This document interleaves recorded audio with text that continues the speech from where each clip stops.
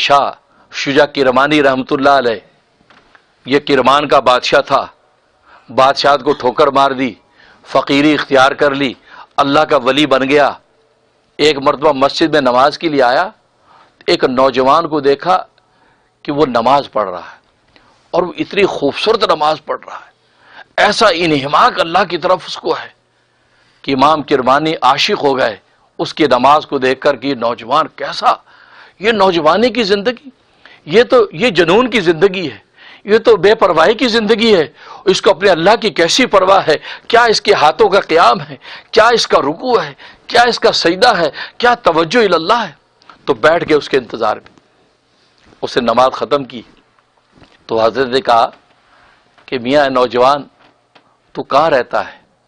کہا کہ میں پردیسی، میرا کیا ٹھکانہ، جنگل میں ایک جھونپڑا سا ہے وہاں رہتا ہوں۔ تمہاری شادی ہو گئی؟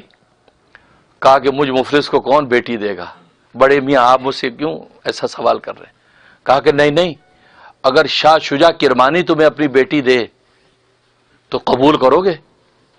یہ شاہ شجاع کرمانی اپنے وقت کا بادشاہ ہے اور اس کی بیٹی وقت کی شہزادی تھی، وقت کے بڑے بڑے شہزادوں نے رشتے اس کو بھیجے، لیکن شاہ شجاع کرمانی نے قبول نہیں کیا۔ کہا کہ جب بادشاہتوں کو میں نے چھوڑ ہی دیا ہے تو میں اب شہزادوں کے رشتے قبول کیوں کروں؟ مجھے بھی اب اپنے جیسا فقیر ہی ڈھونڈنا ہے۔ تو وہ اس کو جب یہ بات کہی کہ شاہ شجاع کرمانی کی بیٹی اگر تمہیں ملے تو وہ ہنسنے لگا، کہا بڑے میاں آپ ایسے خام خواہ مجھ سے مذاق کر رہے ہیں، اس نے تو بادشاہوں کو رشتے نہیں دیے،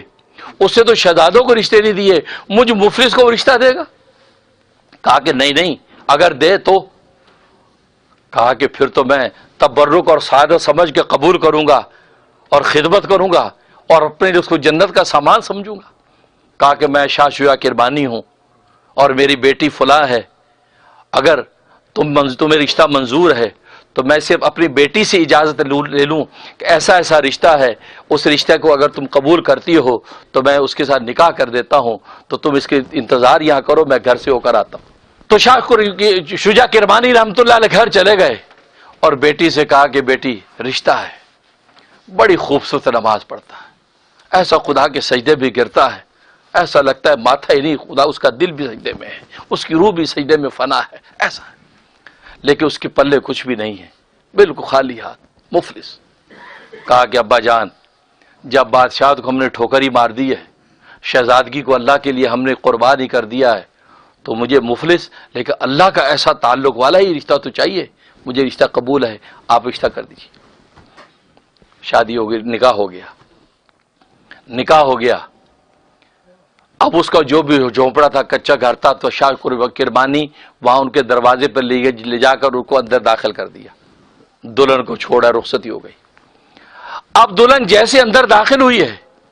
سامنے ایک پانی کا گھڑا پڑا ہے، گھڑے کے اوپر ایک رکابی پڑی ہے، رکابی میں ایک روٹی کا ٹکڑا پڑا ہے۔